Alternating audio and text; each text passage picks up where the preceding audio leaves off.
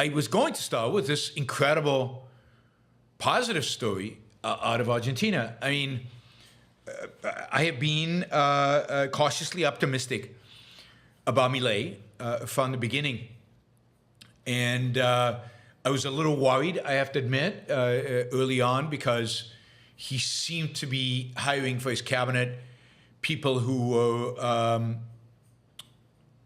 more middle of the road than he was, less radical than he was. And I was worried about his willingness and ability. Well, I'm still worried about ability, but his willingness to be radical and to do what was necessary to truly liberate the economy and society more broadly, given that he was hiring and putting in cabinet positions people who I do not think necessarily shared his radicalism.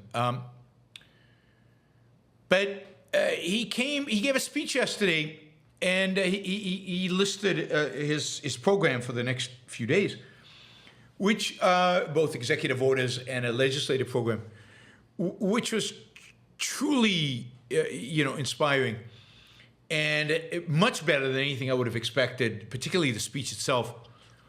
The economic program, we'll see, and a lot of this has to be approved by Parliament, which is not going to be easy. But the speech was fantastic.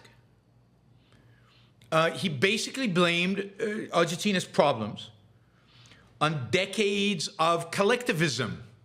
He used that name. He used that term, collectivism. Collectivism was at fault.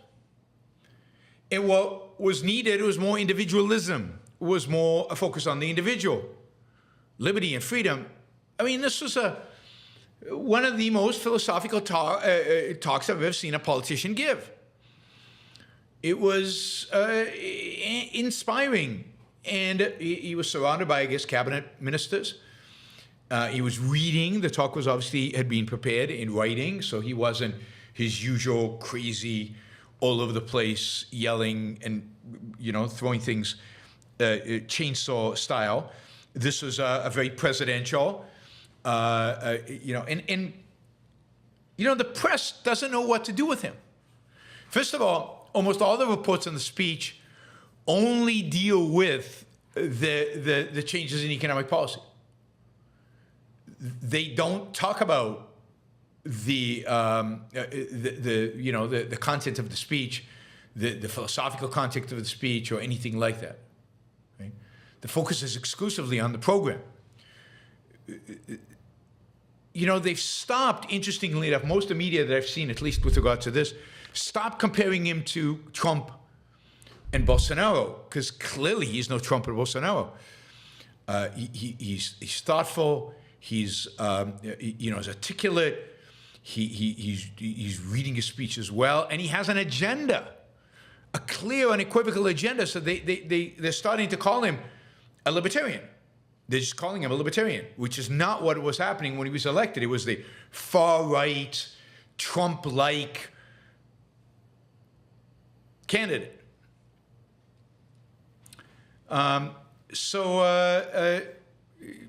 This is fantastic, what he's doing. How he's presenting it is more important than actually what he's doing. He's presenting it as undoing of collectivist policies, decades worth of collectivist policies, using that term. I love it. I love it. It's philosophical. It goes to the heart of it. It goes to the essence of it. He's not coming across as a crazy anarchist. He's working within the law. He's asked the Congress, the Argentinian Parliament, to come into emergency session to go over to approve the things that need approving. Some of this stuff is just going to be passed by executive order, where he has the authority to do it. He's not acting as an authoritarian. Now, whether he can get it through Congress, we'll see. But I think he has the momentum. So far, there's been one demonstration in the streets about him. He did pass a law that was criticized by, again, the mainstream media, that banned demonstrations that obstructed people's lives. So he banned demonstrations that obstructed traffic and that obstructed the ability of regular Argentinians to live their lives. Argentina has been riddled with demonstrations, when people have tried to do better things, like Marseille, 6-7 years ago. So he's learned the lesson. He's banning it. We'll see if he can actually implement that ban and what it will take. But so far, so good. Now, some of the things he announced. He's talking about a modernization of labor legislation to facilitate the real creating of jobs. So getting rid of a lot of labor regulations. He's talking about deregulating the industries that, like tourism, pharmaceuticals, wine production, and maybe most importantly, foreign trade. He's eliminating many of the barriers to export. Argentina placed barriers. Most countries place barriers for imports. Argentina, barriers for export. All in the name of rebuilding the country and in a sense, starting from scratch, getting rid of a lot of the rot that has accumulated over decades and decades. We'll see. People, the politicians in Argentina are already saying that deregulation decrees are unconstitutional and that he has no power to repeal these laws, the ones that he's done for executive order. And again, he's going to face a real opposition in the parliament. But I think he has momentum. Again, there haven't been that many demonstrations. He won by a big margin in the election. The people, in a sense, have spoken. And it's great. I mean, this is part of the speech. He says, that doctrine that they call leftism, communism, fascism, or socialism, I love that he puts them all together, right? And that we call collectivism. I mean, just that is a revolution. So that doctrine that they call leftism, communism, fascism, socialism, and that we call collectivism is a way of thinking that dilutes the individual in favor of the power of the state. It is based on the premise that the reason of the state is more important than the individual. That the individual must submit to the state, and that therefore citizens owe obedience to their representatives, the political caste. He said in the speech they rejected the doctrine that politicians are God. Not only are they not God, but they are the cause of our problems. He said it was wrong that a, quote, group of bureaucrats can plan the lives of human beings. So, the only reason I can read you this is that this is from the Buenos Aires Times, which has a long article in this that actually cites him. None of the U.S. Publications, most of them ignored the speech, and those who did cite him, just a list of the programs he wants, just a list of the programs he wants.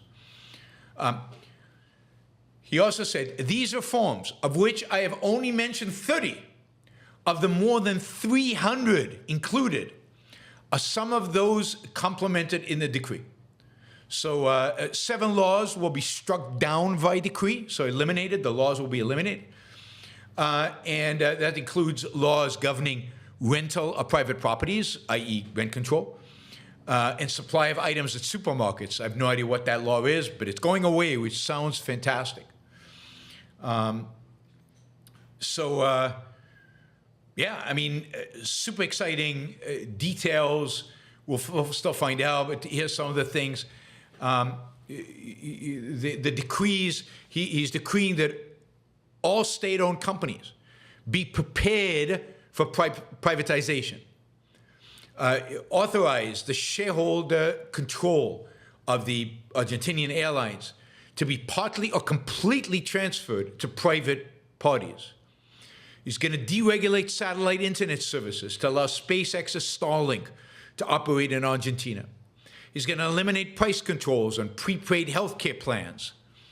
He's going to eliminate the monopoly of tourism agencies to deregulate the sector, repeal the current rent law that limits price increases in a bid to normalize the real estate market, repeal the current land law that limits ownership of land by foreigners in a bid to promote investments. I mean, that's a shocker. He's actually going to allow foreigners to own land in Argentina. I mean, even in the US, that's controversial, right?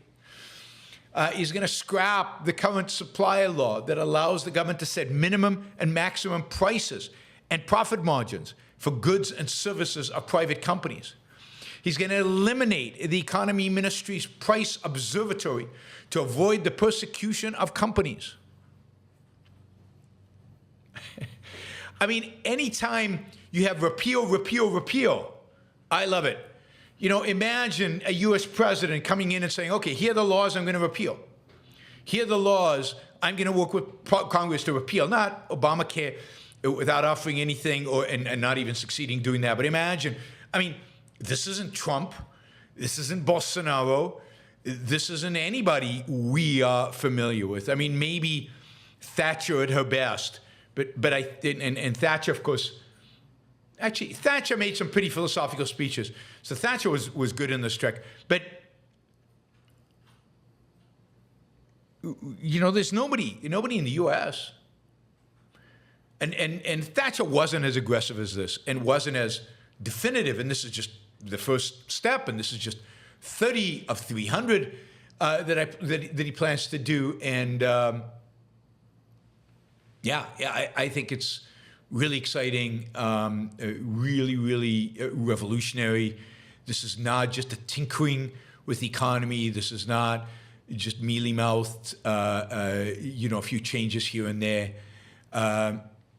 This is real. This is real. So good for Milei, good for Argentina. Pack your bags, guys. You might be moving to Argentina soon. Maybe that's where the future is. I'm excited. I want to see what comes next, and I want to see how it's implemented. And I'm excited to go to Argentina and to experience some of this firsthand. I'm hoping that part of the South American trip is going to include in April, is going to include a visit to Argentina.